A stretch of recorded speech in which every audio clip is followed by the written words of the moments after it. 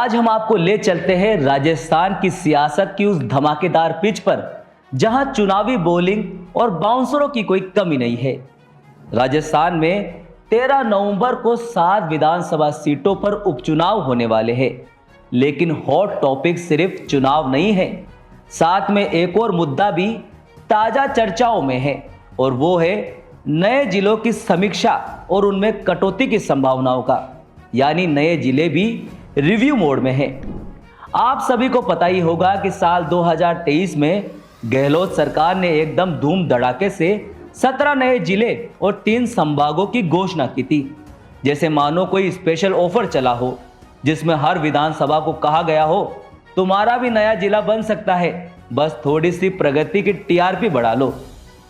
जयपुर और जोधपुर जैसे बड़े शहरों के ग्रामीण और शहरी इलाकों को भी अलग अलग कर दिया गया, लेकिन जैसे ही बीजेपी को लगा कि कांग्रेस ने इन जिलों का गठन कर दिया है, बीजेपी ने सवाल दागने शुरू कर दिए।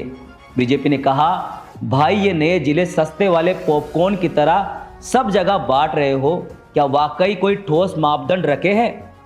अब बीजेपी का कहना है कि कई नए जिले तो मापदंडों पर खरे नहीं उतरे और उन्हें हटाना चाहिए।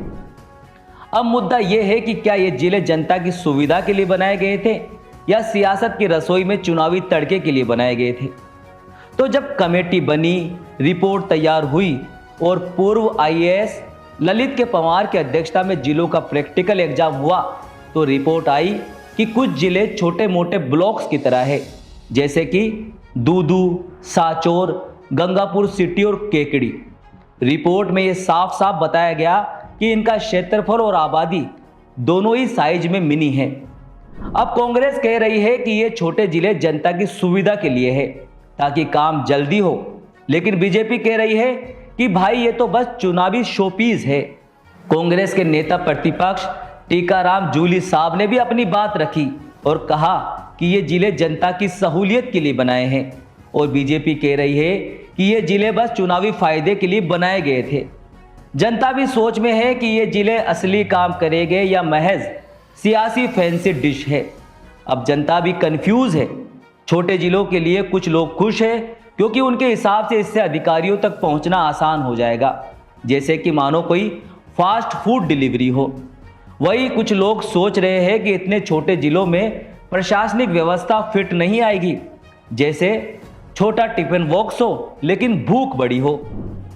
उधर चुनाव प्रचार में पार्टियों ने इस मुद्दे को जमकर बॉलिंग की तरह घुमाया है। बीजेपी कह रही है कि ये जिले जल्दबाजी में बनाए गए हैं, जैसे कोई इंस्टेंट नूडल्स हो। कांग्रेस इसे विकास का कदम बता रही है, जैसे कोई नया स्पेशल एडिशन लॉन्च हुआ हो। अब सवाल ये है कि क्या वाकई इन जिलों का गठन विकास के लिए था या फिर यह महज वोटों का टेम्परेरी अचार था? सूत्रों के अनुसार भजनलाल सरकार उपचुनाव के बाद ललित पंवार कमेटी की रिपोर्ट के आधार पर फैसला ले सकती है। तो क्या ये जिले कायम रहेंगे या फिर इन्हें काट छाट कर साइज डाउन कर दिया जाएगा? ये सब तो हमें उपचुनाव के बाद ही पता चलेगा। जनता की राय भी अलग अलग है।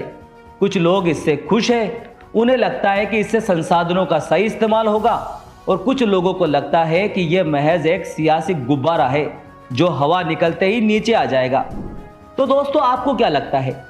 क्या ये जिले वाकई जनता की सेवा के लिए थे या यह बस राजनीति का हिस्सा है? कमेंट में अपनी राय हमें जरूर बताइए और ऐसी ही बड़ी खबरों के लिए आप बने रहिए बिग वाई के साथ और यूट्यूब में हमें सब्सक्राइब जरूर कर लीजिए। धन्यवाद।